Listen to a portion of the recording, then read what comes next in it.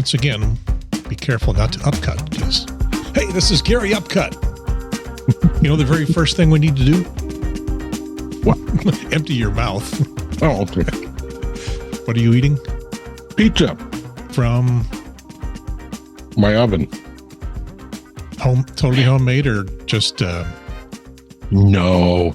frozen? It's store-bought frozen. DiGiorno's? But no. It's great value. I'm cheap. Store brand. Hey, I worked in the public sector. Okay. I don't have money. So, I'm retired now, so I'm on a fixed income. The economy sucks, so I'm broke, and everything else. Gas costs a lot. So it's ham and pineapple with extra mozzarella and extra pineapple. Hawaiian pizza. Mm-hmm. Yeah, pretty much. Yeah, pineapple doesn't belong on pizza. Yeah, it does. So the very first thing we need to do is explain to people how to watch or listen to the show. Oh, okay. People who say it's a 2-hour show. What? I don't have time for that.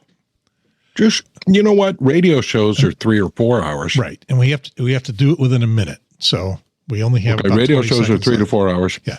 Radio shows 3 to 4 hours. So just, and you listen on average to 15 minutes of it. Just listen to 15 minutes of it. Yeah. And then come back and listen to another 15 minutes. 15 minutes. Any Just 15 minutes. slide the slider down the timeline. And there's no beginning, there's no end. It's just a stream of consciousness. Yeah, just pretend it's two brothers who hardly know each other because we grew up in the same house and then moved our separate ways, didn't see each other for decades. And we've come back together and we're really kind of finding out that we kind of like each other. Ish. All right. So it doesn't matter which 15 minutes you pick, just slide it down there, pretend you just got in your car, turn the radio on, to Bob and Duff in the morning. They're not going to restart their program for you. You just pick them up where they're going. Mm-hmm. Okay. Here we are. So we've done that. And then now. From the studio in the bonus room above the garage on the north side of Fort Mill, South Carolina, in the shadow of Charlotte, at the foot of Mount Belzoni. Oh, the buckle of the Bible Belt and the foot of Mount Belzoni. And in the attic on the cul-de-sac, in the buckle of the Corn Belt. And what am I insisting that you add to your little spiel there? Okay, just like my wife pays no attention. The home of Hal. The birthplace. The birthplace of Hal. Hal 9000. 9000. I think it's 9000. I don't know. It's 9,000, isn't it? I think it's 9,000. Yeah, you know what? I'm not on the Big Bang Theory. I don't know. I'm not Leonard. Hal 9000 is from a movie in the mid 70s, isn't it? I know, but 2001 Space Oddity. But Leonard and Sheldon and all those guys know this stuff. And I know this stuff. You're not a Big Bang fan? I am a Big Bang fan and a public radio nerd, but I'm not look at that. I'm not a space nerd. Best I can do. That. I got one of those somewhere. I need to unpack it, and then we can be twinsies. Yeah. So, I have a picture somewhere of you and Andy running around a birch tree in the yard with guns and holsters and cowboy. Got a lot of pictures. You need to send me some more, because look at this. I will. Identify the picture behind me. That's me on the skating rink in our backyard in White Flight, Southfield, Michigan, with my girlfriend. That's Susan? Your girlfriend? Yeah, I'd tell your name, but maybe I shouldn't. I thought that was me. It's not you. Oh, okay. You're looking at it, squinting at it hard. So why would we be holding hands? That's you were holding hands. Okay, yeah, it's probably That's Susan was her name. I won't say her last name. Okay. Protect her innocence. Somebody from 1959. Her house was the first place I saw color TV. They had color TV, and it was built into a wall. They had wood paneling in their family room. They lived 2 blocks, I don't know the direction, toward 8 Mile Road from us, and in the newer area of White Flight, Southfield, and a block over. From where we lived, it was if it was toward 8 Mile, it would have been south. Okay, so south and then east about a block. And there was quite the distinct dividing line between the neighborhood we were in and a newer neighborhood, very different characteristics. And we were the old money, they were the new money. Or we were the old flight, they were the new flight. I don't know. But they were a Jewish family, which was different. Oh my God. They let Jews in White Flight, Southfield. Yes, they did. Damn. We were all fleeing the well, I can't say what the name was at the time, but now they would be called African Americans or blacks.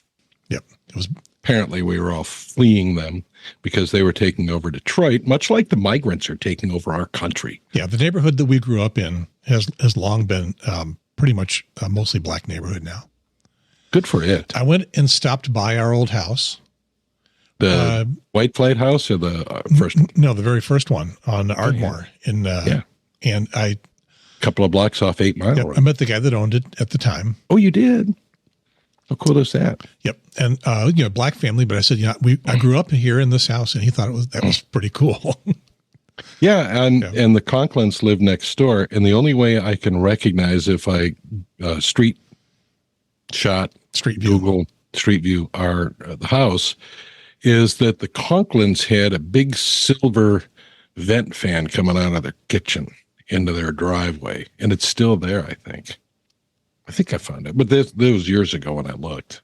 So I knew that was next door to us. Don't know. But, the only things I remember from there is we used to play in the Conklins' basement. They had an office, and it had like 3 desks in it. The kids had desks. I thought that was really cool. Don't remember that. We had a basement. And they had, we did. I don't remember what was in that basement. I remember what was in the basement. I'm sure there was a washing machine down there. So the Conklins not only had a washing machine and a dryer, but they also had one of those ironing machines, like with the roller, and you put the stuff on it, and it goes through. And Sally Conklin would iron all their stuff. Like at a professional laundry? Well, yeah. And it had the roller thing that would roll it through, and the top, you bring it down, it goes, the steam goes, shh. No memory of any of that. No memory. Cool. That was so cool. And I remember Herb at the Curb. Remember Herb at the Curb? Nope. Herb at the Curb, Herb Arendt. He was the good humor man. Back when you could be a good humor man and raise a family and own a home. On that salary. Well, apparently it was a living wage. And then there was I don't remember, it may have been the front porch of the Conklins. I remember eating crackers there once on the porch. And then I remember being in a little swimming pool in the backyard. We had a little swimming pool. Waiting pool kind of thing. Waiting pool kind of thing, yeah. Nobody in that area had a built-in swimming pool. No, we had a waiting pool kind of thing. And then Lady, which was our drooling Irish setter. You remember the dog? Yeah. I don't remember the dog. I know we had one. Yeah, Lady. I didn't know that we had her when either one of us was alive. Apparently, we had her when you were alive. Yeah, off 8 Mile Road. And Lady would drool all over you. She'd whip her head around and drool. And then she'd jump in the pool halfway and let all the water out. She'd like lay down on the little inflatable side to go down and all the water would go up.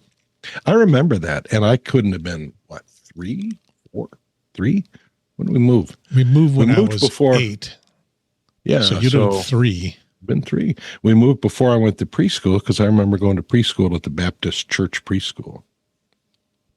And we ironed leaves between, here's like 3-4-year-olds allowed to use irons, electric irons. What's up with that? You can't do that now. But we used to iron leaves between pieces of wax paper. It's really cool. So I remember doing that. No memory at all. And I believe it was there that I met Susan. So, and I had a girl. Why would you have met somebody from another couple of miles away? Our circle of life was a couple of blocks at that point. in Whiteflight, Southfield. Yes, you met her in Southfield, but we've recently only been talking about actual Detroit. Oh, no, I was talking about, we moved when I was about 3, right, going on to 4, and I met her in the I missed the Baptist transition. preschool. I missed the transition. Okay. No, I met her in the Baptist preschool, and then my other girlfriend, Robin, who lived down the street from us, right near the highway that I wasn't allowed to cross. Was it Southfield Road or something? I don't know. It was a fast road, and I was not allowed to cross it. It was 2 blocks down. Robin lived in the last house before you got to that. And I remember getting in so much trouble because I had a friend, Ken, who lived, we went to school together, and he lived across there, and I wasn't allowed to cross there. And Robin convinced me to. So we went over to visit Kenny, and Mom and Dad, one of them found out. Was I in trouble? Southfield Road was about 4 or 5 blocks west of us. What was the one that the road to the east of us? They were building the Northwest Expressway. Yeah, it would have been west of us then. Yeah, it would have been west of us. Yeah, because east of us was Northfield Shopping Center, which became Northland Shopping Center. Yeah. Across what they were building was the Northwest Expressway, but it wasn't. They were in the process of building it while we lived there, because I remember we could ride our bikes up and down the unopened sections. Yeah, I wasn't allowed. And I got as far. I believe I got as we were near 8 Mile. I got as far as like 12 miles. Ooh, that was a long way away. Remember Lathrop Park? Lathrop Park was a block away from our house. Oh yeah, less than a block. It's almost. I ran away from there. I ran away from home on my tricycle. And I had this little green and white. Why did you run away from home? It's unbearable. And I had this little green and white plastic lunchbox with a little plastic thermos. And I made a peanut butter sandwich. And I packed some milk.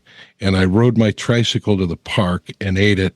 And that was about the extent of my running away. I came home. Because life at home was unbearable. It was awful. What was the problem? Oh, Andy and we were beating you up all the time. Yeah, probably. And then you buried me in the backyard once. Do you remember doing that? Do not remember doing that. Don't remember actually beating you up either specifically. Just remember stories. The garage in the back of the lot, you dug a hole next to it.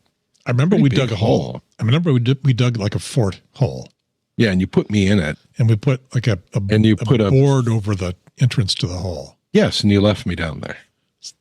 We didn't bury you. We just left you in the hole. What's the difference? It was like a coffin. And you put me down there and just put the thing over it. Even you could have stood up and you would have been taller than the hole. You guys were mean. The lady that lived behind us, you called her the bagger, this old woman. And we used to get on the top of we had a fort in the backyard. I don't know what it was. It was a playhouse or something. You'd get on the roof, or we would get on the roof, and eat the grapes off her vine that was hung over the fence line. And then she would come and turn the hose on us. And you took your BB gun, and she had one of those gazing balls, on a stand that people put in the garden. Crystal globe kind of thing. And you shot it. I didn't know it was glass.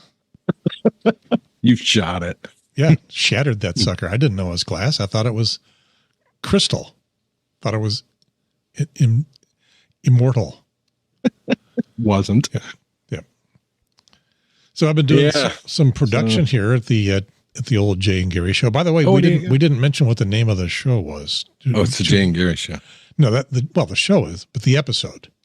Oh, episode number 5. I think we're at number 5. I proposed a name and you thought it was okay. Life Begins at Podcast? Yes. Life Begins at Podcast. So are you saying that we had no life before the podcast began? So we're 5 episodes into life now? Excuse me. I'm saying that that our friends in Alabama have decided that life begins when a sperm gets inside an egg. Okay. And I guess successfully implants itself there, whether it happens in a petri dish or inside a woman's body. So, in their hopelessly backpedaling it, but their idea is life begins at some place.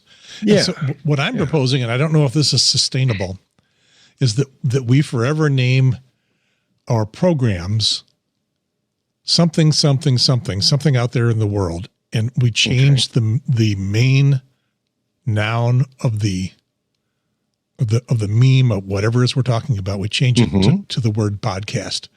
Okay. Preferably at the end of the sentence, but it could be somewhere in the middle. That's like when you read your fortune at a Chinese restaurant. When you read the fortune, you always have to follow it with in bed. Yeah, something like that. I don't think this will be sustainable, but so what that means is that we discuss the concept of where life begins, which is slightly different than how big our neighborhood was. You know what the backpedaling is about? The backpedaling is all about, and I have one more thing on our neighborhood before we go. Okay. But the backpedaling is all about, they realized that they have to have the ability to create more white males, because otherwise we're not going to sustain the misogynistic, virile, white male dominance, which is just about gone. Yes, and that wouldn't be an issue, except that they are not making enough of them by the natural process. So they need the in vitro fertilization. That's because the men who are like that are so disgusting, women won't have anything to do with them. So they have to find a woman who will, and just like keep implanting and keep her pregnant forever. She has to birth all the. So you may be back exaggerating in the day, just slightly, maybe slightly, but the sentiment is there. When back in the day, what was I going to say about? Well, I had one more thing. Do you remember meeting Soupy Sales? Don't remember meeting him. Remember watching him on TV a lot. You wore his hat. Okay. Grandma somehow knew him, and he lived near us in the before White Flight. He lived near enough to us that we were, and it seemed like we lived miles away from Grandma and Grandpa, and it was actually like blocks. Yeah, like 6 or 8 blocks. When you look at something. Yeah, I know. And somewhere in between there lived Soupy Sales. Somewhere. Really? And we met him one time, and it was you and Andy and I were out with Grandma, and we ran into him, and I swear there's a picture somewhere, but who knows where it ended up, of you wearing Soupy Sales. I know he put his hat on your head. Of course, I could be making all this up. I did go to college and high school in the 70s, so could be making all of this up. Who knows? You could be hallucinating it entirely. Could be wishful thinking. Yeah, there he is. Soupy Sales was, he was a big star. He was on local TV, though. Yeah, but then he was on WNBC radio for a long time. Soupy Sales. That would be the hat that you're referring to, I believe. That would be the hat. And he had that big black top hat. He had that. Did he wear the bow tie? I don't remember. And he had that porpoise that would spit in his face off the dock on the TV show. Yeah. So anyway, but his name wasn't Soupy Sales. It was Melvin something. I don't remember. Anyway, but yes, I have that distinct memory that you met him. Milton Soupman. Yes, Milton Soupman. Supman or Soupman. Well, probably Soupman for Soupy. He died on my birthday in 2009, October 22nd. What a coinkydink. He was an American, this is from Wikipedia, an American comedian, an actor, a radio and television personality, and a jazz aficionado. Ooh, I didn't know that. Best known for his local and network children's television series, Lunch with Soupy Sales, I guess. We saw him in the morning, I think, when he was on like WXYZ TV or whatever. He was on one of the local stations. I thought he was on Channel 9, which would have been CKLW. Oh, well, that could have been. Because there were only like 3 channels. And we used to watch him on that. We had 2 TV sets. We had that one in a metal or a wooden cabinet in the back and had doors on the front. That was an RCA.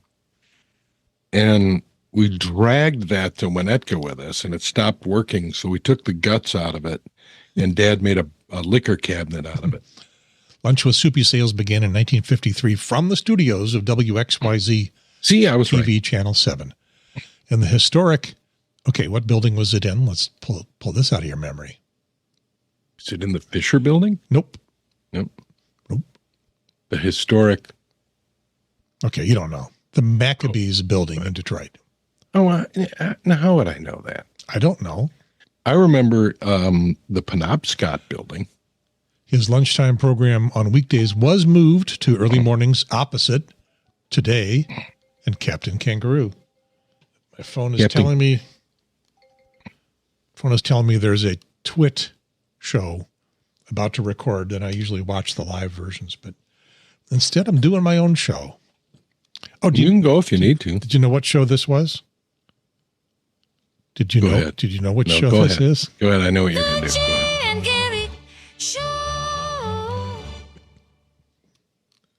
It's the Jay and Gary Show. Do you want me to play? Should I play that again? No, play the other one. Okay. Oh, the other one goes like this. The Jay and Gary Show. And back when we were telling people how to watch the show, I could have played this. YouTube video, podcast, audio, either way is the way to go to the Jay and Gary Show. I love that. Now you did that using something that I've used all my life, and that's artificial intelligence. I use natural intelligence to find the artificial intelligence. No, I just always used artificial intelligence. It's all a charade. Yep. Yeah. I came across a site that said, I think I went looking, how to get a free jingle from artificial intelligence, and came across this site and plugged in, made a couple of choices on what kind of genre, what kind of voice, plugged in the text. A couple minutes later, spit that out. That's very cool. Yeah. So we have a jingle. If we had paid someone to do that, those would be the rejects. Well, maybe not. It's kind of catchy. You would keep this? I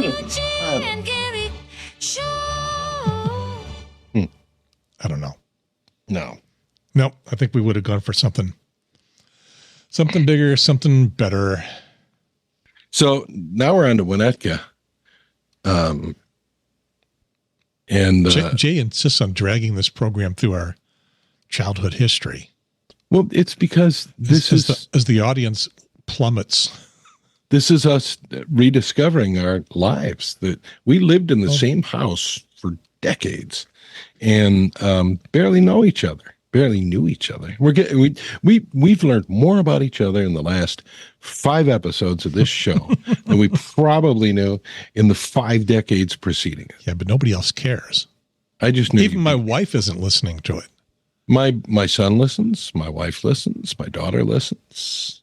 Yep. There have been a couple other people who have listened to some of it and have said it's way too long. People like consultants. We've taught them what to do. Yeah, I know. They now know what to do. So somewhere in the middle, preferably a little past this. How about all those lies Trump told in his Super Tuesday speech? Pretty amazing, weren't they? It was insane. What I really wanted to do was I have a friend, and somebody asked me today, why are you friends? And I was like, I don't know. We've been friends for a long time. A Trump friend. So he posts a picture of him and Trump together and says, Happy Super Tuesday. And I thought, this is one of 2 things should happen. I should either unfriend him because he's annoyed me, or 3 things could happen. Or I'll just ignore it because that's how he is and I'm not. Or 3, I wanted to comment on his Facebook page, but I don't like to go to people's Facebook page and do that. I'm happy to do that. Well, you go to his Facebook page. I don't know who he is. I'll tell you after. Okay. His name's Joe. I'm not going to tell you his last name. Apparently his stuff doesn't show up on my, what do they call it? What is your Facebook? Is it a page? Is it a wall? Feed. Is it a feed? It's a news. Feed. Oh, the news feed. News feed. The news feed. Yeah. They appropriated the word news because ain't no, well, I guess it's news. I guess. And everybody freaked out yesterday when Facebook went down for a while. I freaked out because it started telling me I needed to log in and then was not recognizing my login. Everybody got that. And so I was thinking people were changing their password like 100 times. Apparently I've been hacked, but nope. No, and that kept coming up for me. And so I tried one time, and it needed to send me an authenticator through Duo, which is my second party or third party authenticator system of choice, and it never sent it. So I said, I was getting that too. Yeah. Something's up with this. So I just ignored it and actually had a pretty good time the rest of the day. But anyway, so it's back up and running, and everybody has their social connection, their social life back. So fortunately, I have a life outside of that. We had Margot, my granddaughter, turned 3 yesterday. So we had a family birthday party. We were all at one of the grandpa's houses. Ours will be next year. So you were down in Carbondale, right? No, this was in Monticello. I got to check and see. My wife, my phone just told me my wife went someplace.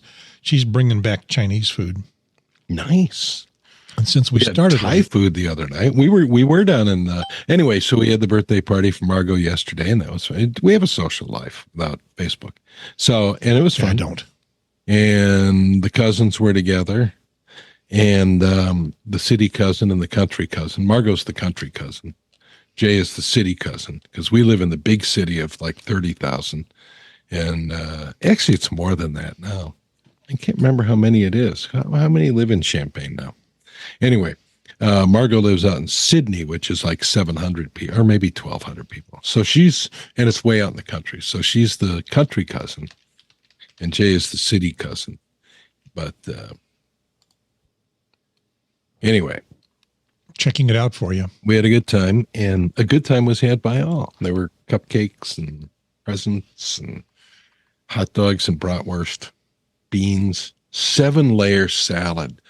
Oh, now, who ever makes 7-layer salad for themselves at home? And everybody loves it, but you only make it for a special occasion like, a picnic or something or potluck. We should make it. We should all dedicate ourselves to making 7-layer salads just at home. For us to have.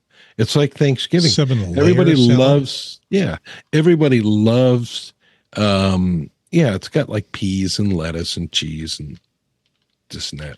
So everybody loves Thanksgiving dinner. You always eat like 5 plates full. But how often do you make the whole turkey and dressing and everything? Just, because you like Cindy it. actually makes it quite often. So good for her. So how many people did you wife? How many people did you think live in Champaign?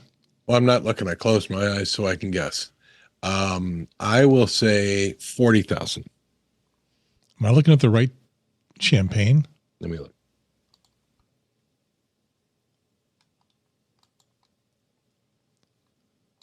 Well, that's Champaign and Urbana together. Okay, well, 223,000. That's a little more than 40. No, that's like the market area or something. Just look up Champaign by itself. Oh, that's the metropolitan statistical area. Yeah, which includes Rantoul, and Savoy, and et cetera, et cetera. And that's without students, because... Yeah. We'll just look up Champaign, Illinois. 89,000 people live here. No wonder the roads are so bad. The infrastructure has not changed. Now look up, go to Wikipedia, because when I moved here in 1995, it was not as congested and the roads weren't so bad. I maintain they haven't changed the infrastructure, but they've gained about 20 or 30,000 people, and it's a nightmare. But, we can't fix it because nobody wants to pay taxes. And that would cost money. So go down in Wikipedia where it says demographics, and you can look by year what the population was.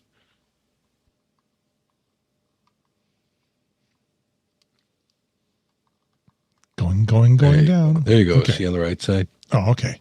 So what was it in 1870? The population was 4,625. Yeah, that was before the railroad came through, right? It's a railroad town. Champaign is a railroad town. The university is actually in Urbana. Urbana. I know, but everybody calls it Urbana. We call it Chambana. Okay, so what year did you want to know about? 1995 is when I moved here. Okay, we only have between 1990 and 2000.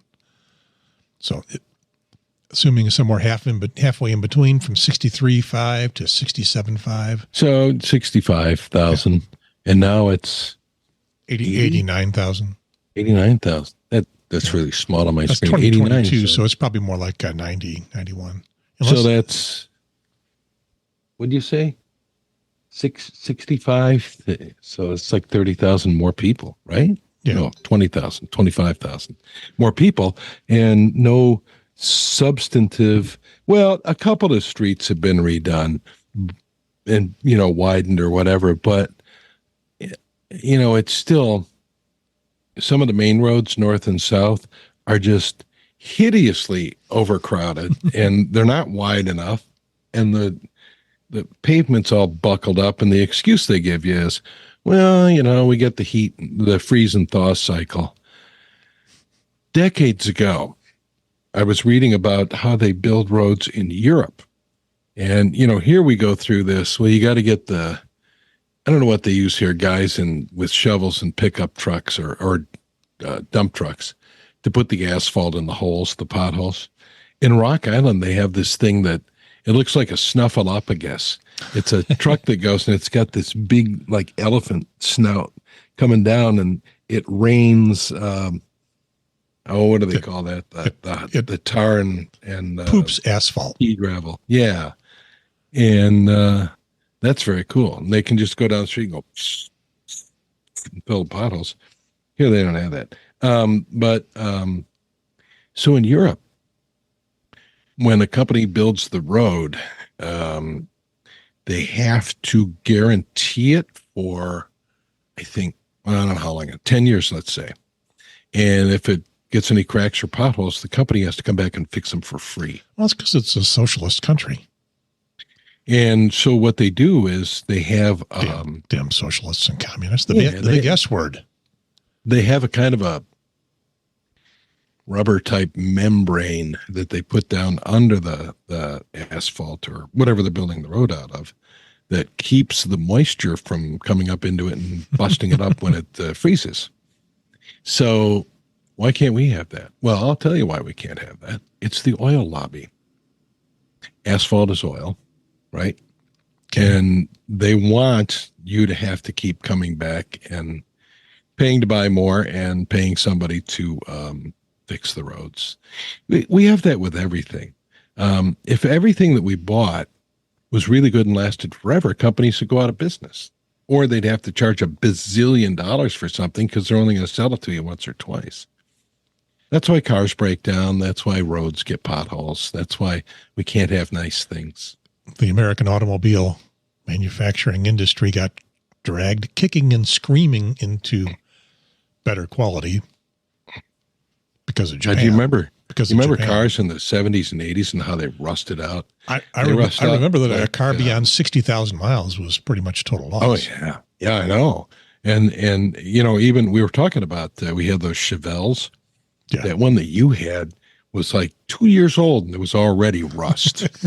I mean, and that Vega you had, oh my God! Remember that Chevy Vega you bought? I actually do remember, but first car I bought new was a brand new Chevy Vega, and I think they were all dark olive green. But that thing rusted right, in front of the windshield, on top of the fender, not in the bottom. It's like how did stuff get up there to rust it out? They were pathetic, and what it was when they dipped the rust inhibitor or something, air pockets form. So it doesn't uniformly get everything because they just do it fast and send it down the line. But that car also had, and I don't know if you had trouble with it or not, but it had like a cast iron engine block and an aluminum header, and they would two different metals. They expand differently. Expand and contract at different temperatures, yeah. And so they would always problems with the head gaskets, and they used to come in the gas station, and we replaced so many of those things. And they made those little cars with a V8. You could get a V8 in the little car. The car was like half the size of a Volkswagen. You could have had I think I had a V2 in that car. Yeah. But anyway, so. I don't remember what we did with it. We probably traded it in on the next car that we bought. Well, it probably just fell apart, rusted out. What was the next car you got? I think it was a Plymouth Horizon. Oh, that's right. You did have one of those. Those were cool cars. The K cars. They were like the Plymouth version of the AMC Pacer. The first generation of cars of its body type that had like a hatchback. That's right. Sort of like a station wagon, but shorter. And, I've got a car that is similar today, the Toyota RAV4. Today they call it a small SUV. Mm-hmm. But yeah, the Horizon was a great car. I thought it was roomy, and it had that back end. So Gremlins were like that too. Remember the Gremlins? AMC Gremlin? I remember them slightly. You can get a V8 in those too. Man, it was like an engine on wheels. There wasn't even a car. It was just you were riding on an engine. Those things were awesome. I got a six banger in my RAV4. Yeah, we got that too. That's a good engine. Yep. Yeah, it's a really good engine. So that Buick had the best engine ever made.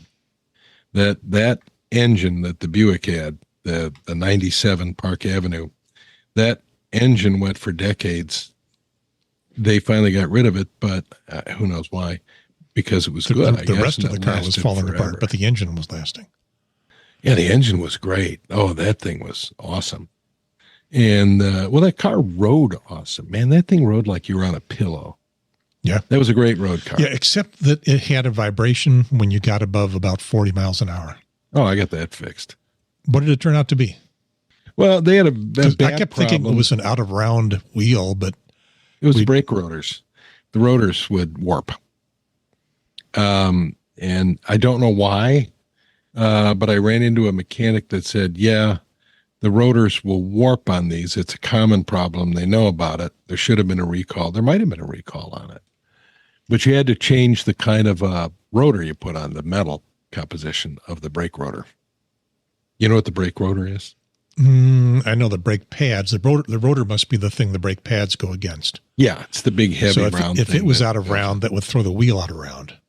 Right. And it would vibrate because it was warped. Yeah. And so was it all four or just one? Well, the front ones. It was just the front ones. I guess it would have been all four. I don't know if they were all that. Well, your front brakes work harder than your rear brakes. They're the first ones on. So I guess it was the way it was explained to me, it was the heat of the front brakes that would cause it to warp. And since the back brakes were used minimally, because most of your braking was the front, except on a bicycle, when you do that, you'd flip over the handlebars. But I know that from experience. Which I've done. My one and only broken bone was caused by that. I think we all did that. Back in... I was trying to save a ham radio handy talkie that was dangling by its mic cord. And you hit the brakes, the front brake? Well, okay, I'll tell the whole story. It's pretty brief. We were riding. Yeah, I'm going to eat some more pizza. We were riding along on the Greenway not too long ago, 10 years or so ago. And, this was recently. Yeah, and I had maybe 15. I had ham radio walkie-talkie on my belt. I thought, sort of on my belt clip. I got one sitting right here. I don't have one near enough to demonstrate. Anyway, it started, and I had a speaker mic, a little microphone with a cord plugged into the side of it. Mm-hmm. And it was probably clipped up on my collar so I could hear the ham radio people talking. And it started to drizzle, and I didn't want the radio to get wet because it wasn't waterproof. So I tried to untuck my shirt. I wasn't going to stop to do all this stuff. Why stop? I'm rolling along just fine. So I start to untuck my shirt. Unfortunately, the belt clip was wrapped into the shirt. And as I untucked it, it pulled the whole radio off my belt. It was dangling now by the cord from the microphone and trying to scrape along the ground. So I'm holding the microphone up high enough to keep the radio from scraping the ground. I finally decide I need to stop. But my only available hand was my left hand, and the left hand, the brake on your left hand is the front brake. So I grabbed a little bit too much front brake, and I went over the handlebars. Plod. Landed, remember that word? Splat. Plod. I don't remember referring to the word clod. Yeah. Oh, as a clod, yes. Yeah. I'm sorry about that. I shouldn't make fun of that. That's painful. And you broke a bone? Yeah, a very hairline fracture in my left shoulder. Wow. But that ended up, they didn't put it in a cast because it was deep inside the shoulder. But the arm ended up in a sling so that the shoulder would just remain immobile. The main thing about all that, because it didn't really hurt, nothing was a big problem, but after your arm or any body part has been immobile for weeks, you can't use it anymore. You can't just start using it again. You have to go through physical therapy. And it took a long time to be able to actually lift it all the way up. Wow. Took weeks and weeks. I get to a little bit and a little bit more and a little bit more and a little bit more. And then, once I could reach it all the way up, that was pretty amazing. But they call you doing the itsy bitsy spider because you're doing it against the door jamb or something. Yeah. To help work your way up slowly and painfully. Yeah, I guess it would. And I kind of do that as part of my morning yoga stuff because, I wake up pretty stiff in the mornings. I'm old. And so I have to stretch it out to get going. So I got this one where you stand up straight and you pull your foot up behind your butt and you got to grab your toes and hold it. And go ahead. Sometimes show us. Well, I have to take my headphones. Okay. I don't know if it's going to be on the camera or not. I can't look at both. So anyway, you go like this. Let me find it. So you go like this. And you pull it up here, and you just hold it for 15, 20 seconds. That's just the pose. And then you do the other one. In the morning. That's not yoga. That's just stretching. They can't hear me. I know it is, but, it's part of the yoga thing. How can you hear me? Yoga is stretching. Am I in a speaker, or are you hearing me out of the headphones? Although I did hear that. So, anyway, the long and the short of it is in the morning, I'm stiff, so I can't. It's hard to get that up there. And so you got to do the itsy bitsy spider. It's hard to get it up. I'm not even going there. I do one stretch in the morning. So you go down and then you get your toes and you got it. So I do one stretch in the morning. It is Are you wearing pants? Shorts. Oh, okay. I thought you were naked. I'll grab my foot like that, and then like that. And the reason I do that is Cindy and I were visiting Europe. You're not the only person in the family that has been to Europe. Mm-hmm. We had a boat trip down the Rhine from Amsterdam to Basel. Then we took the high-speed train to France, and then we took the high-speed train to London.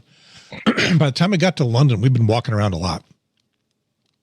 And I was going lame I could barely walk. Oh, man. By the end of that. And so went and saw the podiatrist because it wasn't going away. You know, back home, I'm still limping on both feet. Did you have the fasciitis? Yeah, something like that. Went to the podiatrist. They prescribed orthotics, so something to boost up the arch. But they also said you got to, you're breaking the fascia or something like that. Quit wearing deck shoes. Yeah. With no support. Yep. So you want to know what I'm wearing right now? Oh, my God. Crocs with a insole thing that Well, the insole thing. It's the Croc Brothers. Jay and Gary, the Croc Brothers. We are a Croc. Claude and Croc. Claude and Croc, our new radio names. Bicycle accidents back in White Flight. You remember that most of the streets around us in our wealthy neighborhood were not paved. Ours was, but Lathrop and some of the others were not paved. I really don't remember that they weren't paved. Yeah, they weren't. And we went to grade school. Well, you didn't really go to grade school there. Andy did 1 year. I went to Magnolia School. Yeah, I did too. Fourth and fifth grade. I was in kindergarten there when Andy was in fifth grade. Were you in fifth grade then? No, you were already in junior high then. So now called middle school. But because you can't say junior because that's disparaging of whatever. What was I saying? Oh, yeah. So anyway. Bicycle accident. Yeah, he took me to the principal, Billy Goat Billings. Remember Billy Goat Billings? She taught fifth grade. Oh, yeah, because she now I remember because she was one of my teachers. She was the you had the same teacher all day long. Grade. Yeah. Well, there were only at Magnolia. There was 2, 3. There were only four classrooms. Were there 4? Yeah, because second grade met in the library. First, third. I was there for fourth and fifth. Fifth, I believe, had their own rooms, and then second grade met in the library. There was a kind of a multi-purpose room, an auditorium, cafeteria, and gymnasium, all in one. That was kindergarten. That's where I went to kindergarten. And I remember going in once, and I called this guy. Who was it? Oh, man, I can't remember who it was, but I called him a shit because Andy had called him a shit. And Andy was a safety patrol officer, our brother Andy. And so he grabbed me and dragged me into Billy Goat Billings' office. So the janitor at the school was also the PE teacher. So it was a very small school. It wasn't a 1-room schoolhouse, but it was like a 5-room schoolhouse. 4. And then, then we went to Winnetka, where they had 2 or 3 rooms for each grade. And you're outpacing my ability to switch up video. Is that Magnolia School? Yeah, I remember the big field. So anyway, Magnolia School is now like a community center or a senior center or something. It says Champions at Magnolia Center. Yeah, Magnolia Center. Yeah. But I don't think there's any more to the building than was there when we were kids. Looks like there's a wing added on. Yeah, I don't know if that was there or not. Might have been, but yeah, there can't be very many rooms in there. Well, it's that whole where you've got your cursor.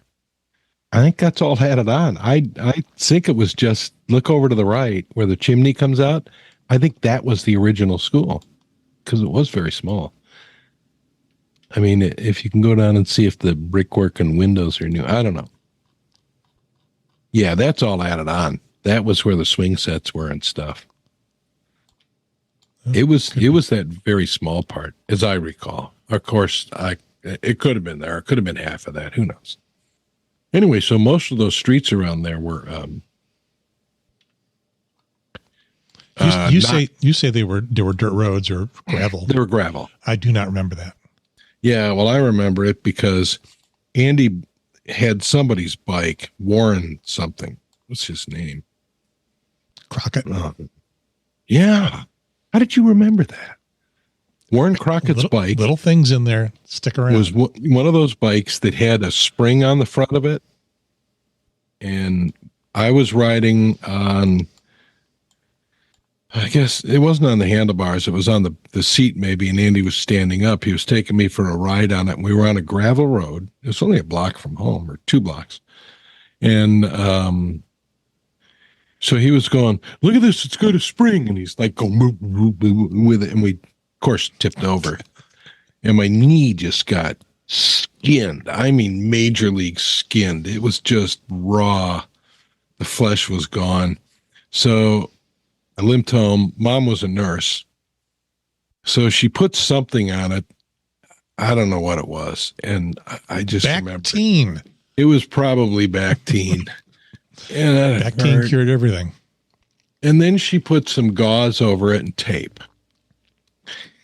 And so, with Mom, she was not good on the aftermath.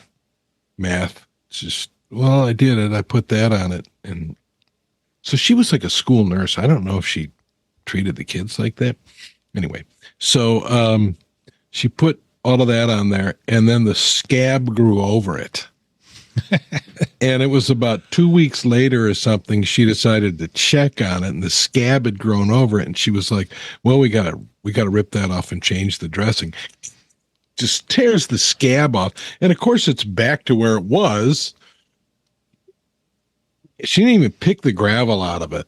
So she picked the gravel out of it this time. Mom. And no anesthesia, nothing, She's probably sitting there with a cigarette in her mouth, ashes dripping in it.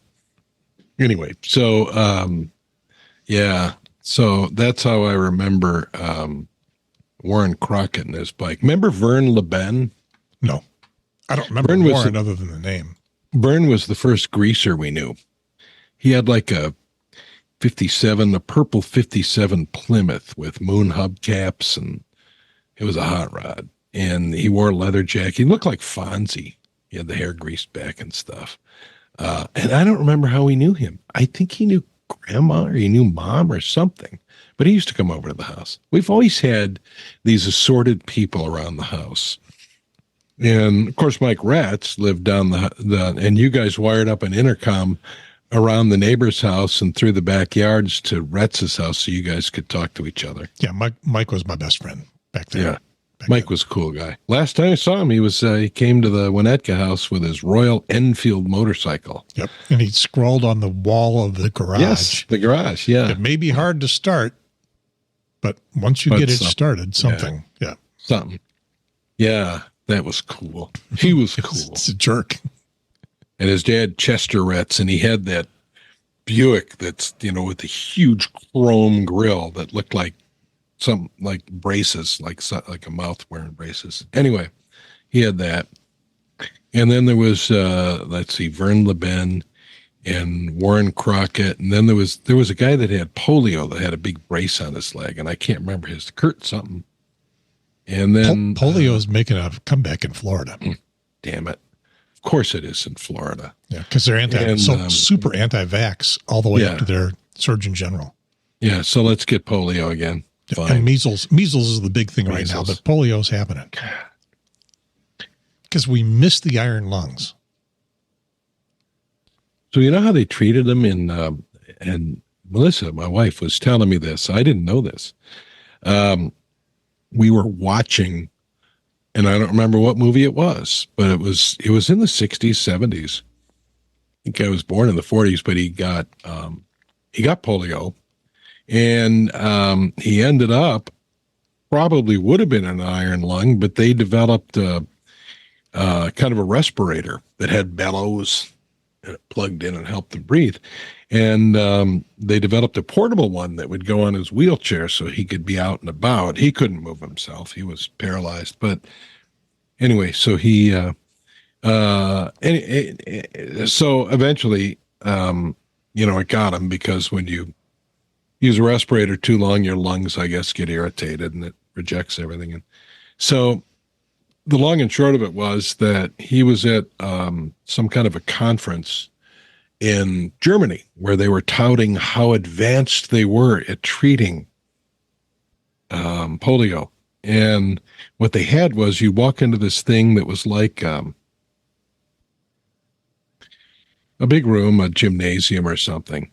And they had these iron lungs just like stacked up on top of each other, like coffins, or like being in a morgue, and just the head sticking out. And a condo.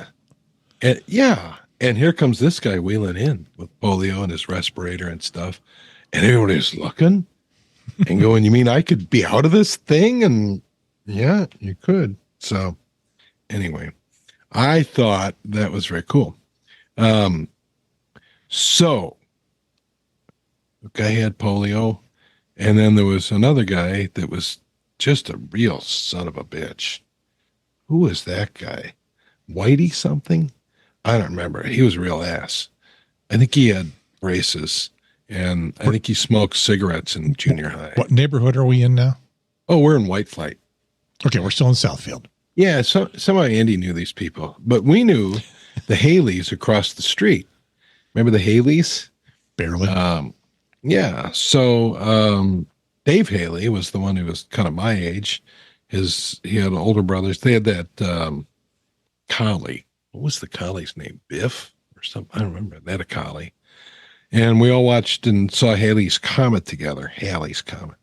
But anyway, so Dave Haley and I are friends on Facebook after all these years. And Facebook brings people together from ancient history. Very cool. His next older brother used to, that big white house, colonial house.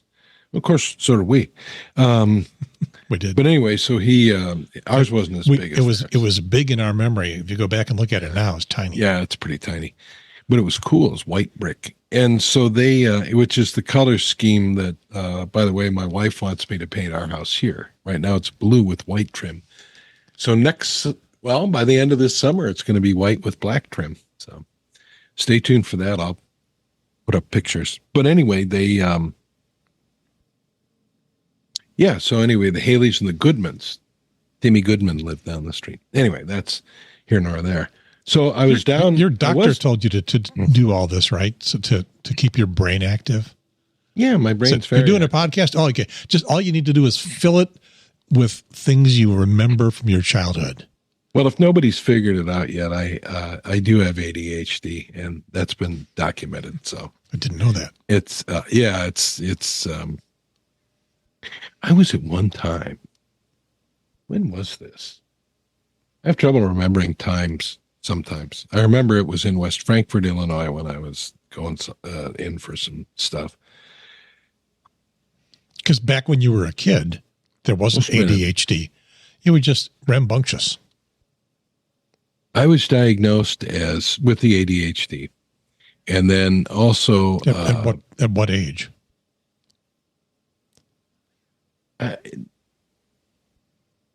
It would have been in 1990, 93, something like that. I need to know when ADHD was invented. It was in the 90s. Sometime. I know it wasn't invented, but when it became recognized. YouTube is helping me by call it discovered. 1902. Yeah, see? So it's been around. So I'm not the first. But we didn't. Nope, I don't remember it ever being mentioned as a kid. So I had to go down to Paducah, Kentucky for all these tests and all this stuff. Yeah, Paducah, I had to take Kentucky those. From where were you? Well, I lived in McCandy, Illinois at the time. Okay, so you were going to the big city at that point. Yeah, so Paducah. Paducah was the big city. Who in the Bible had ADHD? Oh, probably everybody. Even been hypothesized from descriptions of his disruptive behavior as recorded in the scriptures that Apostle Peter may have suffered from ADHD. Wow. So I went down and I had to do this cognitive. Google's helping me out. Oh, the Apple House podcast? Yeah, only this thing was like all day. They ran me through everything. And then I got called back down and I had to go back down. So anyway, long and short Albert Einstein is considered to have had ADHD. Yeah, see, genius. It's genius stuff. Your mind just has so much in it. It has to, run around. So the long and short of it was the diagnosis was ADHD, borderline paranoid schizophrenia with multiple personality tendencies. That is what they just diagnosed you with? Yeah. And then I had to go on some, what was it? I don't remember what it was. But it made me feel dull, so I just stopped taking it. It was Zoloft, I think. And it was just, it was like One Flew Over the Cuckoo's Nest. Everybody just take your medication and be dull. And I just stopped taking it. And they said, "Oh, you can't just stop taking it." I said, yeah, I can. And I did. Yeah, you can. Doing that. So anyway, yeah, it was sad. So, so that was, I think I've done pretty well with all that. And, whatever. I think they were wrong, but, maybe they were right. I mean, it explains a lot, but, I don't know. So everybody I'm just waiting for your spring to wind down, and I'll do some other stuff here. But that's not going to happen, is it? No, everybody at work is just basically, they know when stuff's going off the rails and they just yell, "Squirrel!" I know how to make you back down. Well, I'm done. You take over now. Oh, God.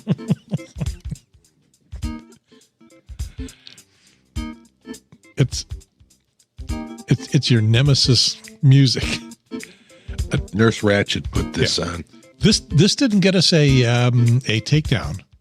Well, because nobody cares about it.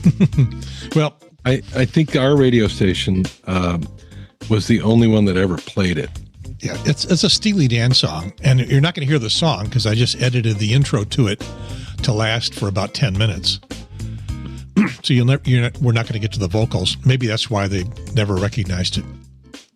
I'm going to have to go back into therapy. But they did take the whole show down. The last show that we did, episode 4, I think. Really? Abba House Podcast. It was that bad? It was that boring? They took it down for the little snip of the Mount Belzoni, Lester the Nightfly. Really? I played a little bit of that, and they gave me the option. They have a beta. They've been able to at first it was just, sorry, it's down. Nothing we can do. Then it's, well, we can mute that section out. And they had a beta option, which I selected, which is if there's other sound, we will try to just get rid of the copyrighted music and leave the other sound. So if you watch that show, you get down to the tail end and you will hear our comments, and you'll hear the sound kind of in the background, just kind of fringe in and out as they're doing their best to make it go away. But why put so much work into it? Who cares? Yeah. Like 8 people may have seen that. But at that part of the program, nobody saw it. So you ever watch One Bite Pizza reviews? You know who David Portnoy is? No and no. He's kind of a bombastic character, but it's a YouTube thing. He's a multi-millionaire. He owns Barstool Sports. He sold the company for $1. No, he bought it for $1. I don't know what he did. He sold it for like $300 million and then bought it back for $1. There's something. Anyway, part of me likes him a lot because he's cool, but part of me thinks he's a misogynist asshole. One bite, everyone knows rules. So Great Value Pizza, one bite, everyone knows rules. I did not have you on the screen when you stuck that bite in your face. God damn it. Now I'm going to do it again. Well, pay attention to the switched video. So the joke is that he says one bite and then he gives the pizza a review, but he takes about 5 or 6 bites. Sometimes he eats a piece and a half. So it's kind of a joke. It's funny though. Oh, there he is. Yeah, there you go. Sales are like, this place is pretty good. Actually, it's ass. Actually, it just failed a health inspection like a couple months ago. It's Way ass. to build it up. Looked decent. It was busy in there. And to be honest, that pizza to me looks terrible. looks pretty good. Very he looks thin. pretty good to Had him. like 40 reviews on the app. He likes good crisp, no flop, good undercarriage. Anyway, this has a good undercarriage and a good crisp. He might like this. I don't know. Do you like Chicago deep dish pizza? Oh, God, yeah. He did Malnati's. Well, he did Uno's. What did he think? And he said it was the best Chicago pizza. He said, this is your go-to pizza, Chicago. Quit trying to make that thin bar pie because this is your pizza. Yeah. What's your favorite deep dish? The tavern pizza. My favorite deep dish is Lou Malnati's. Which is not all that different from Uno's, Due's, and Gino's. And a late up-and-comer that has spread out from Chicago called Rosati's. Pequod's. Oh, Pequod's, too. We have a Rosati's here in Champaign. Yeah. Pequod's, people say, is phenomenal. I haven't had it. I went to high school with Mark Malnati, who runs the Malnati chain now. Then the other version, which is considerably different, is Giordano's. Giordano's, yeah, that is different. But I love them both. I do. I like them all, too. Mark was cool. He had a 1965 Chevy Impala. It was just an SS Super Sport, and it was orange. It stood out in the parking lot, and he had like almost white hair. It was he was very cool. Anyway, so Malnati's came about. Well, I mean, it wasn't until I was in high school, right? I mean, it was early 70s when Malnati's became a thing. You claimed we ate pizza when we lived in Southfield or Detroit. From the Macombo. I don't remember at all. Yeah. I don't remember pizza until I was an adult. And also, it was also just had pizza. a problem because one of my early memories of pizza, and this would have been in my early 20s because I was married, and we got pizza, and apparently I was about to come down with the flu. And so I was sick as a dog shortly after having eaten the pizza, and I could not stare pizza in the face for a decade. And you know what it is with me? Black cherry Jello, tequila, and Jack Daniels. Not all together, please. Any one of those three, you got sick after consuming them. Can't do it. Still to this day, because I got over the pizza thing. I loves me some deep dish pizza. We used to eat pizza in Winnetka. I guess we did. The dining room table. Don't remember. When Mom and Dad would go out, which they did occasionally, to see Count Basie was their favorite. Anyway. Didn't anybody teach you not to chew with your mouth full? My wife did. It's your seafood. Mm-hmm. See? Food. But I'm talking. Yeah. So, and now I got a pouch, and she'd get on me for pouching. Didn't anybody in your broadcast career teach you not to eat on the air? No, nobody taught me. By the way, I taught myself how to do all Did you this. ever have any professional training in what we're doing here? I mean, I took I don't have a degree, but if I had a degree, it would be in radio and TV because those are the courses I took. My degree is in that, but I don't remember. Did they ever teach you how to talk on the air? Yes. Yes, we had radio TV performance class. So okay, we never had anything like that. And we had to do this test. I would have to find it. It was under the Klieg lights, the harassed radio announcer corrugated his forehead and cogitated on the vagaries of English orthoepy and phonemic extravagancies. And it goes on. You memorized it. You had to. It was the final exam, and you had to get it right. We had the Merriam-Webster's phonetic dictionary, and this was an old NBC announcer's test. Let me speak for just a moment, which will give you the opportunity to actually swallow what you have been masticating for the past 5 minutes, the same bite of pizza. Good word. Yeah. Masticating. Makes people a little bit uncomfortable to say that in public. So, nobody ever taught me this stuff. This I learned from mostly from Steve Dahl. So you did a professional broadcast school, Columbia School of Broadcasting. No, Southern Illinois University at the time. Yeah. So give me that. Give me your final exam in your best broadcast voice. Well, I could find the script. And you already have it memorized halfway. No, I don't. No, it's not even half. It goes on and on and on. It's in here somewhere. I wonder if I can Google professional. What did I say? Professional broadcast. It was the NBC test. Professional broadcast script test. Broadcast scripts and how to write them. No. What are the 6 C's of broadcast writing? I don't know. Clear, concise, conversational, complete, current, and correct. But no. I don't want writing style. I want maybe announcer test.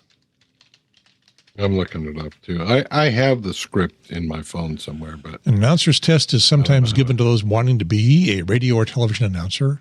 They usually involve retention, memory, repetition, enunciation, dictionary, and every other letter in the alphabet a variety of times. But where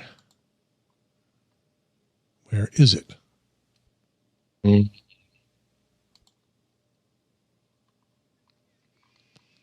Okay. Maybe it'll be here. I don't know. We'll find out which one of us is a real announcer. Yeah, I know. What is this?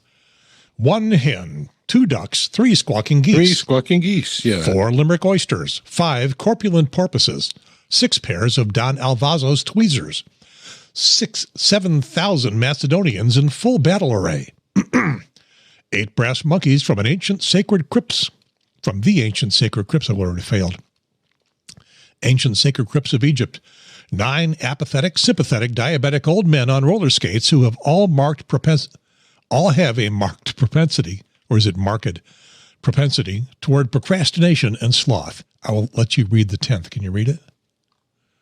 Can I make it big? No, God, it's just like dinky. I'm making it bigger. No, you're not. I'm making it lots bigger. No, it's not getting bigger. I've biggerized it a lot, but it's not biggerizing on the screen. Okay, I don't have my glasses. Oh, all right. 10 lyricals. Spherical, diabolical denizens of the deep. Denizens. Denizens of the deep. Yeah, I know. I know what it is. Who haul stall around the corner. Haul stall around the corner of the quo, of the quay, of the quivery. All at the same time. Yeah. Whatever. The announcer test. There must be a better one. And I'll find it. Keep talking. You said you wanted to do stuff, so there's an NBC announcer test. I think, is that it? Did you find that? Well, that was a CBS. Well, these guys that taught at Southern Illinois University, which was right up there with UCLA, is one of the top broadcast schools.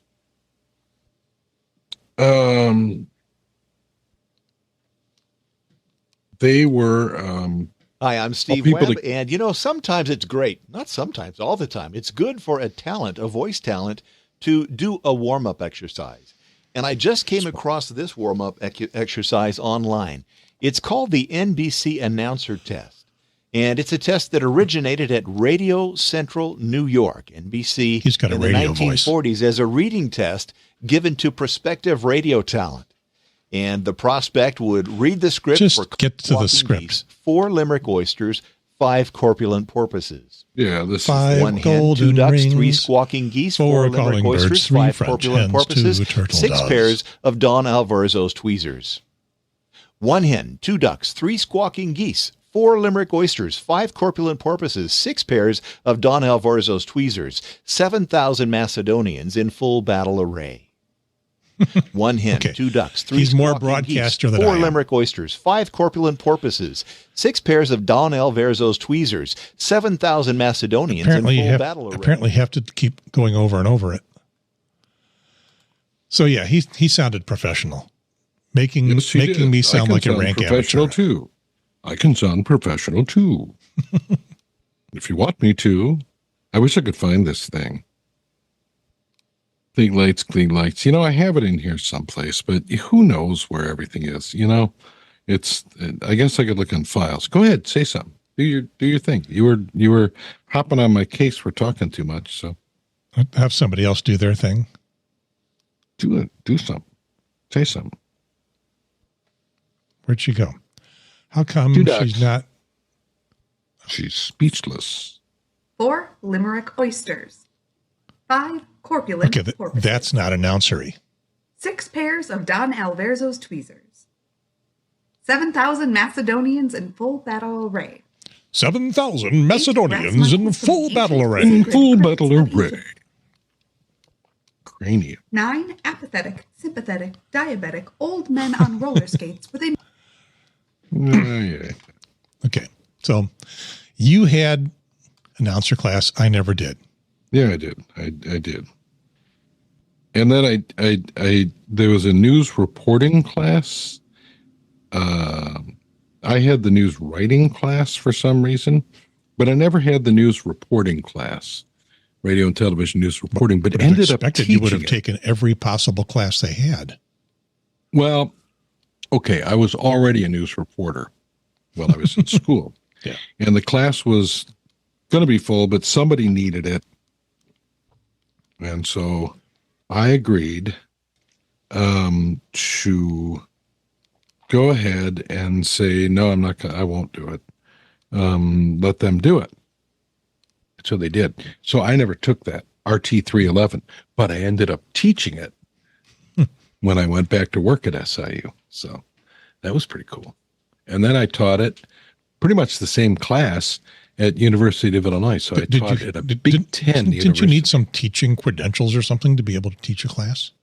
University class? My brain? My intellect? Degrees. Graduate degrees. Well, no, apparently not. Apparently not. And we don't got nobody else who can teach this. We'll let Jay do it. They paid me to do it, and I was good.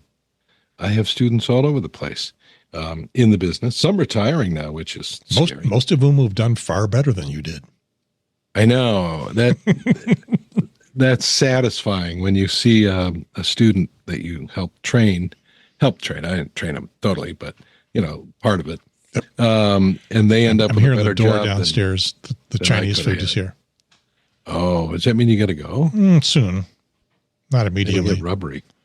So yesterday, the number of lies that were told and continue to be believed by Republicans, etc. Trump making his victory speech from whatever. Super that Tuesday. Was just ridiculous. So I thought maybe we'll end on this, and you go have Chinese food. I was president of the Rotary Club in the Quad Cities, and I'm a Rotarian. I'm a Paul Harris Fellow. Did I show you that? Paul Harris Fellow pin. Just so you know, I'm not making this crap I went to a Rotary Club meeting with you one time. Yeah, you did. In Rock Island. Yeah. That's my Paul Harris pin. I'm giving you full screen. You can show it to the camera better. Oh, that's okay. I'll just show my Rotary pin too. So there's my Rotary pin. So anyway, the long and short of it is the 4-way test. And if you apply this 4-way test to the crap that you're hearing as we approach, well, and it's 2 weeks away, 13 days away from the primary here in Illinois. Is it the truth? Is it fair to all concerned? Will it build goodwill and better friendships? Will it be beneficial to all concerned? Is it the truth? Is the first one. Is it the truth?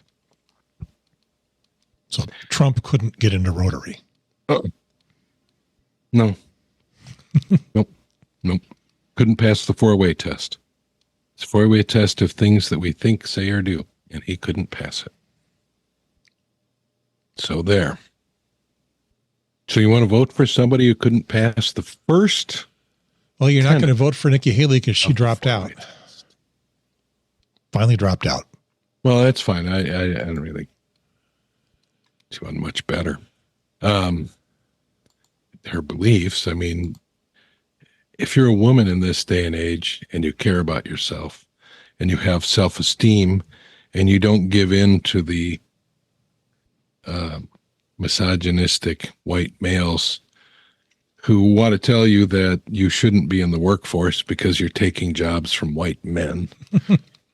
And as are all of the criminals coming over the border at an alarming rate who are murdering us and raping our women and killing us with their fentanyl that they're bringing over.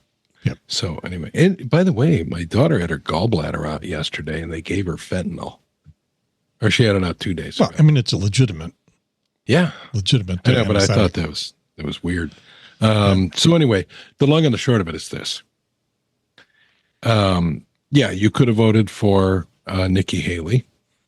You could vote for any of a myriad of Republicans or Republicans that won't stand up and say, this is bullshit. Chris Christie. Yeah, Chris Christie is doing it. Why is he, well, he's got nothing to lose, I guess. But, what are these people afraid of? They can't subscribe to it. Because even Nikki Haley only barely would criticize Trump. I know. Chris Christie What's the deal? Would give you full throat. What are they afraid of? What are they afraid of? Well, that's my question. They're afraid of losing all of the votes of people who are Trump sycophants. And Trump is going to threaten them to run, people against them. Right. Yeah. Why does he have so much power? What is it? I was getting into this in our last show. I never really fully explained my Why did the Reverend Jim Jones have so much power? Over a small group of people. But Trump has got the same kind of thing over a big group of people. Well, Billy Graham. Yeah. Earl Roberts. Yep. Jimmy Swaggart. All of these people. Yep. People, some people need, and maybe you and me, because I think this is one of those things where when you're the fish, you don't know what the water is. What? When you, a fish, maybe a bad example. I mean, I liked it, but I don't know. You and I may be in a cult of some kind, and we're not aware of it because we're in the middle of it. You and I march to the beat of a different drum. So we're not in the cult. That's what I'm saying. Well, we may be, and we just don't recognize it. We're not in the cult. But who's the cult leader of the cult we're in? If you were to, I don't know, maybe you don't need a leader to have a cult.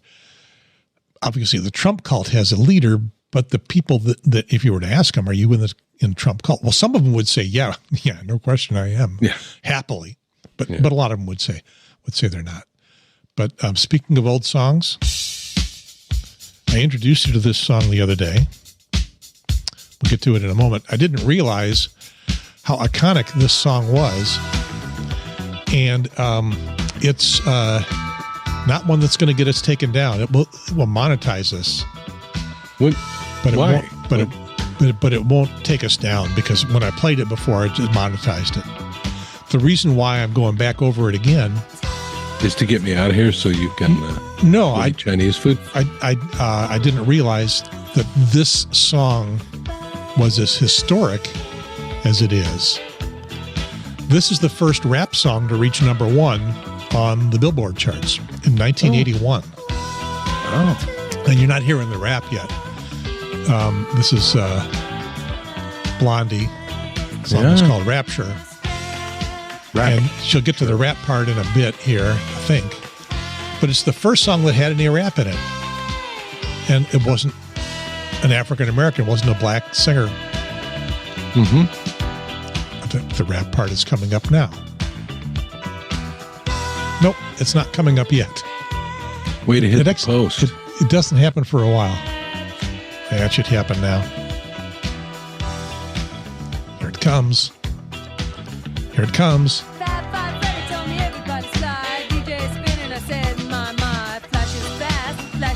I don't know if she knew that it was rap. I don't know if anybody called it rap at the time.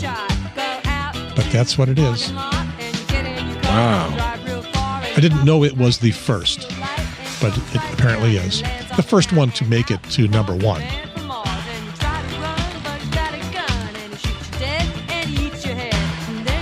1981. 1981. Yep. Actually, I like playing music on the show. We just can't play very much. That's really good.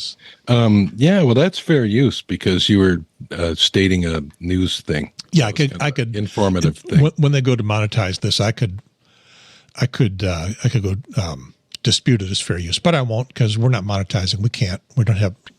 It's hard to monetize these days on YouTube. You need over 1,000 subscribers, and you have to have put out many, many hours of programs. When did the Waitresses come out with Christmas? The Waitresses? Rapping, whatever. Christmas. Mm-hmm. I have no idea what you're talking about. It's a Christmas song, a famous Christmas song.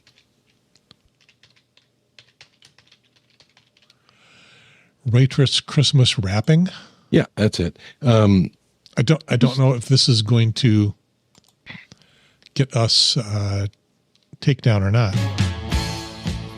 This it? Song. My favorite Christmas song. This it? Yeah.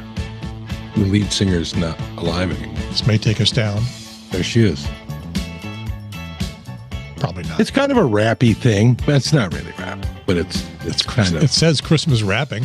Yeah, but listen to her when she. But it's WRAPP. I know. But listen, I mean, it's kind of a rap, but it's got music.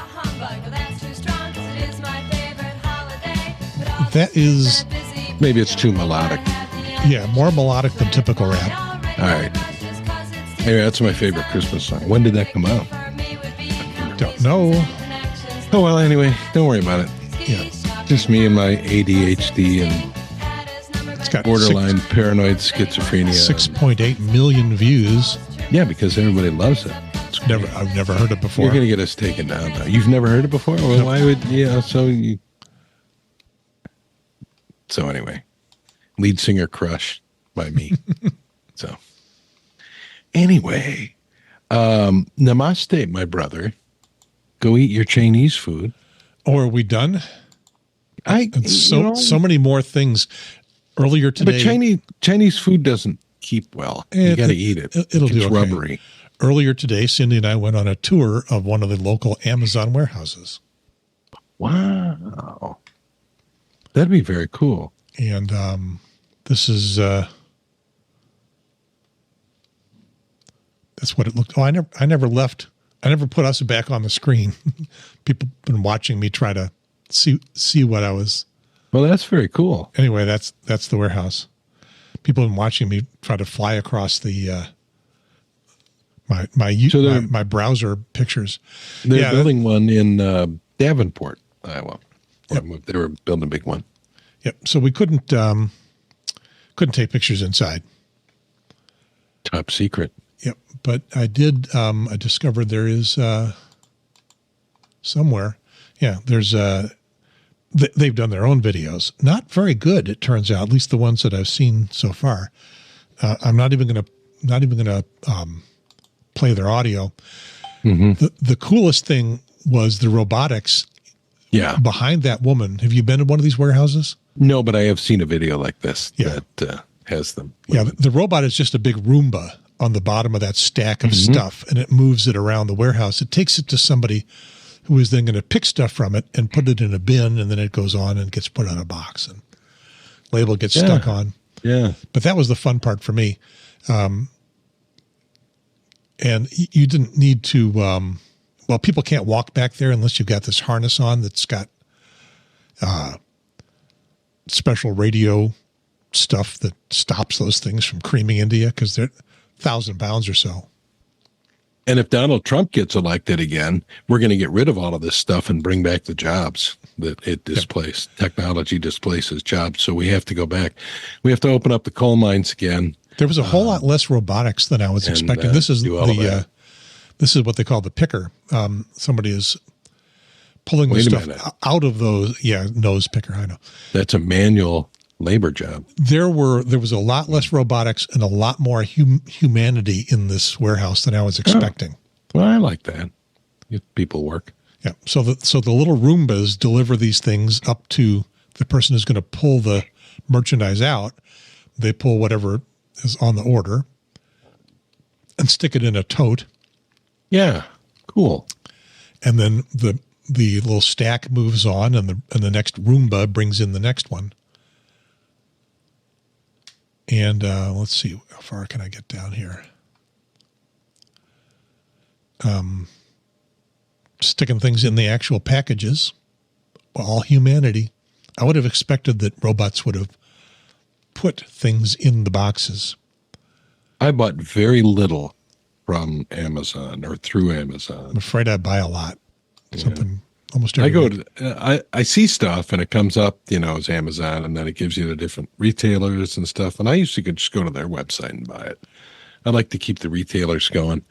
And, or I go to the store. I like to go to the store, especially when buying clothes or shoes, because you got to try them on. They're going to stick the label on here. So the label, the machine actually does not touch the box. A little puff of air at the very last moment applies the label to the box because they don't want to smash the box. Yeah, let the delivery person do that. Yeah. Yep. Okay. Oh well. So I will keep my long list of other things to talk about for our next show. All right, tell me about the hat. So look what it is. You see what it is? It's got a looks like a pickle in a glass of lemonade. Beer. Pickle in a beer. And that is the famous way to drink a stag. Yeah, there you go. With a pickle in it. You put a pickle in your beer, glass of beer. And make it taste bad. Yeah, it makes it taste really good. It's a thing. You get a stag with a pickle in it. Cindy has recently learned that you can make your tea a little less bitter by putting a little bit of salt in it. Yes. You've done that with beer for a long time. But that's what this does. The pickle's salty, and you put it in your beer, and it makes it a little less bitter. And it's just a cool thing to do. So all right. So you want to end The Jay and Gary Show. Oh my! You want to end this one, huh? Well, we should, because you need to go. What did you get? Food did General you get? So. Oh, okay. My go-to. I like General So. I like sweet and sour. I like honey chicken. I probably like a whole lot of other stuff, but I'm afraid to order it because I'm afraid I won't like it. So I'll get the stuff I like. I'm vegetable lo mein. But we have a whole world of Asian food that I'm experiencing because my grandson's father is Laotian. Cool. Well, that's right. Yeah, you got some Southeast Asia. You got some Southeast Asia. Yeah, so we get a lot of good food because they make it, and it's really, really good stuff. So I've learned a deep appreciation for pho, which is spelled P-H-O, and you probably say it pho, but it's really pho. I knew it was pho. You know how I knew it was pho? Because there's a restaurant in someplace in New England. I've lost touch with where it is in New England, but the name of the restaurant was Pho King Great, and the town made them change the name. What? Pho King Great. So the Huber Brewery in Monroe, Wisconsin used to brew beers for other companies. They made the Harley Davidson beer. They made the Berghoff beer. It's the part of the music I don't like, so I'm going to stop it. They owned Augsburger. They sold Augsburger off for a lot of money. Augsburger. They also isn't that like a disease or a syndrome of some? You got the Augsburgers? Asperger. Oh, And so they Asperger, whatever, your mind. So then they made a couple of other beers. They made what was that one? Something. You told the story the last show, but they also made one called Fucking Beer, FOCHING with an umlaut over something. It was supposed to be like fucking or whatever. And nobody made them change it. No. And it had a purple label on it. We used to buy it because it was all like Huber. So it was Huber and Dad, and they didn't make Point beer, but they made another one that was like a Wisconsin type beer. Anyway. You mentioned Point. I was going to get around to that because I know Point beer. Yeah. You know what their slogan is? No. When you're when you're out of Point, you're out of town. Really? Because they didn't sell it anywhere else. Because it was just local. Very local. Dad used to bring back suitcases of Coors when they didn't distribute it over here. And that was before the craft breweries became a thing that, that's been since the 80s.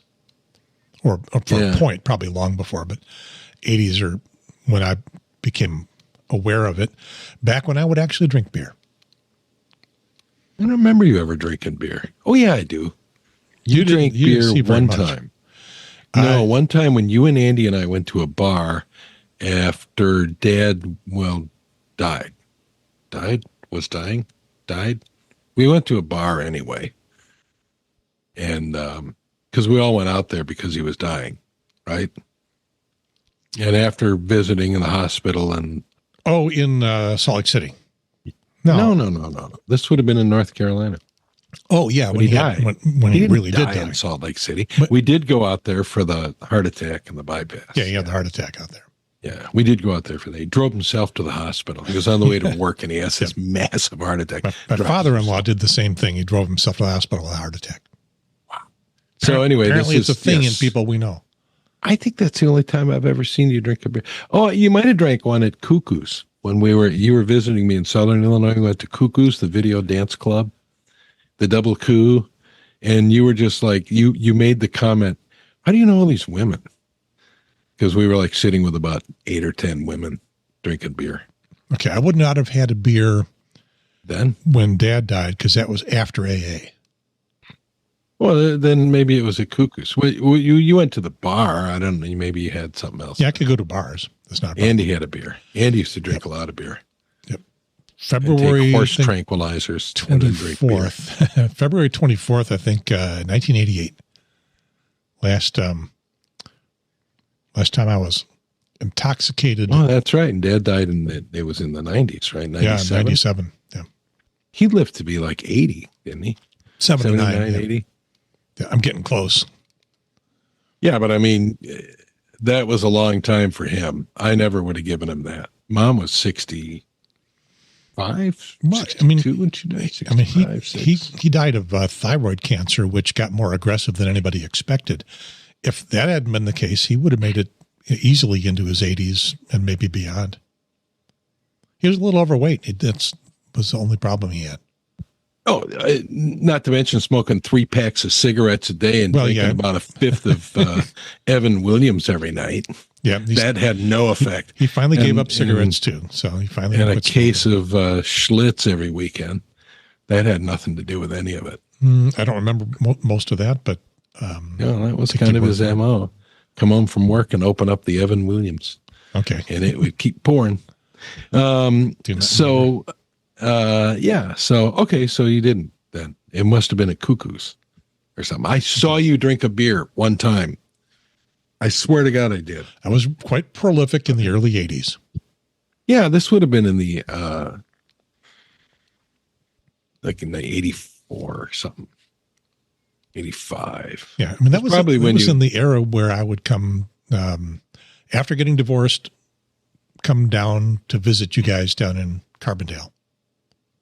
Yeah, you probably I was imbibing liberally.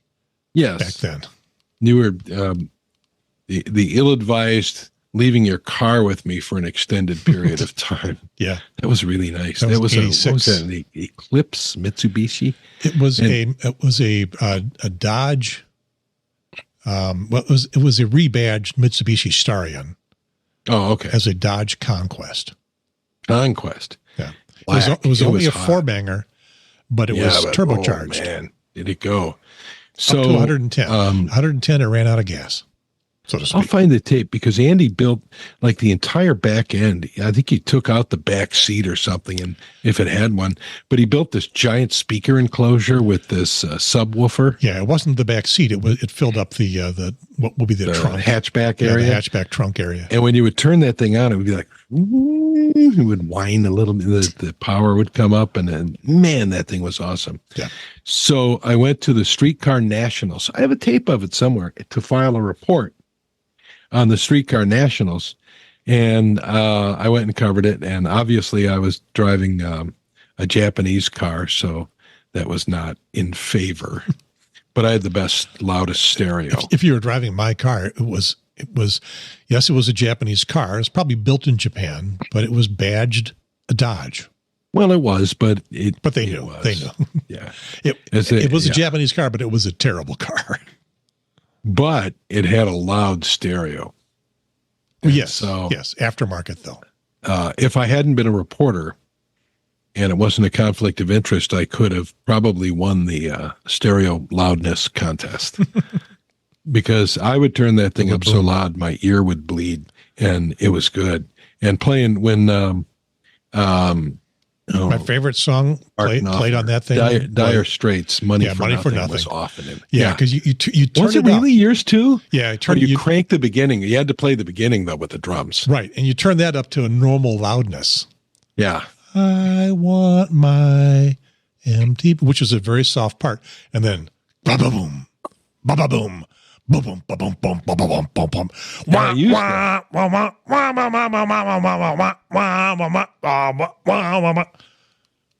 that in my look at them yo-yos. That's the way you do it. And so I use that in my report. I'll have to find it. I am getting a mixer, by the way, a Behringer, a little 4-channel thing. Yes. Yeah, it's on the way from Sweetwater. Oh, okay. So you can be more professional.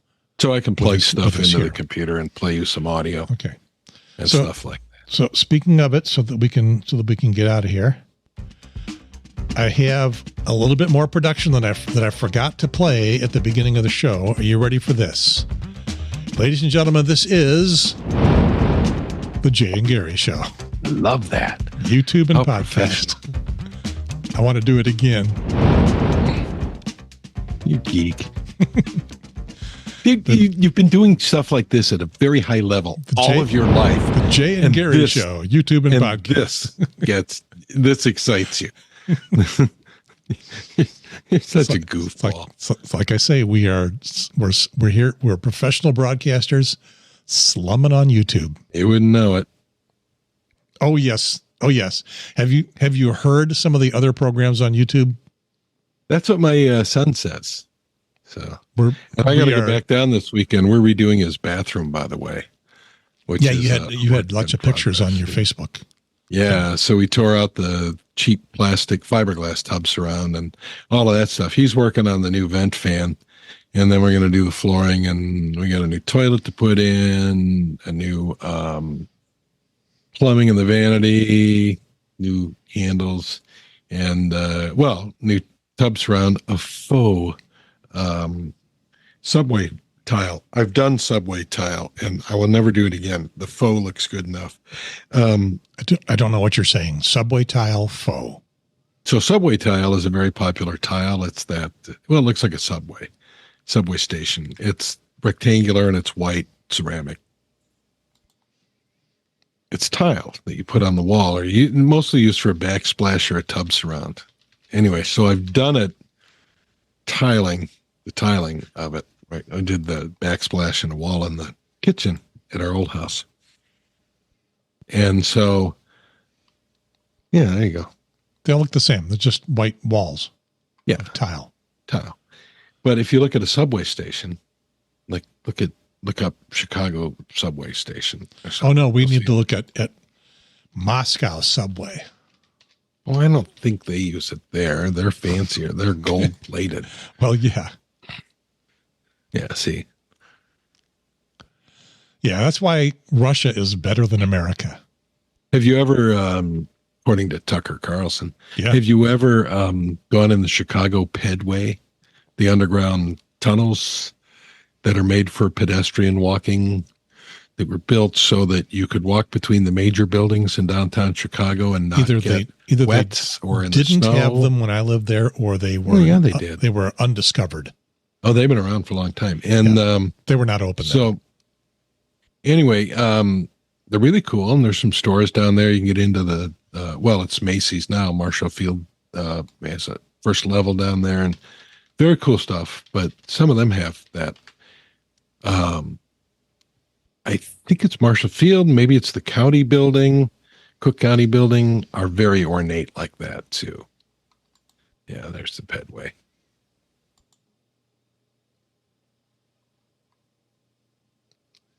It's very cool. If they rediscovered them, or built, if they had been around for decades and then got all emptied and closed and stuff. I think they might have even been bigger. I mean, there's stores and stuff, restaurants down there and stuff. Yeah. No, I remember them not there when I lived there. They had to be there. Not when I lived downtown. Well, you just didn't know about them. I lived downtown for 6 years. I mean, literally downtown. There's an entrance near Macy's. See, look, that's not new. It's not within the last 20 years or 30 years, 40 years. It's been there a while. So anyway, the subway tile is the faux subway tile. When you put it up, it looks just like subway tile. And then we got the new. Okay. So, and you can see the tile in this picture. Yeah. Well, yeah, but the subway tile would be, it wouldn't be square like that. It would be rectangular. So anyway, we got the faux, and then we got the brass, the polished nickel, not brass, the polished nickel, the faucet and the shower thing and the spout.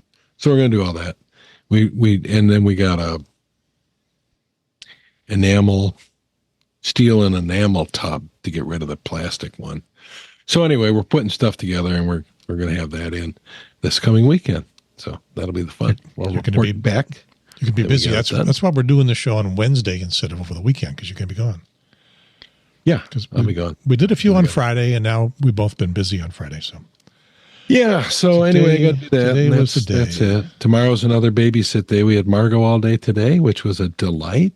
We'll have her again tomorrow, and I think Sarah and Jay are coming over, the other grand. So we'll have the cousins together and babysitting. This was a first test because Margot's mom went back to work today. I didn't mean to punch that button. No, that's fine. You want to get rid of me? I'm gone. I had my finger hovering over it, but what I wanted to do was push the two buttons together. And but before we do that, we have to say thanks everybody for watching and or listening. And we will see you next week or whatever we do the next show. I am Brother Gary. Wait, stop it. Stop it. I had my finger hovering and just tapped the button just a little too close. I'm Gary. And I'm Reverend J. I am Reverend J. Reverend J. Oh, that's right. You're ordained. I am an ordained minister. What do you laugh at that for? I have performed multiple wedding ceremonies. In fact, Dale, my son, I performed their ceremony. Stop it. I'm not pushing the button. It's pretty appropriate, though. All right. We will see everybody whenever we do another show. But for now, over and out. And now I'll try to push these two buttons out of here together. Let's see if this works. Okay, over and out. That's what I wanted to do. That was awesome.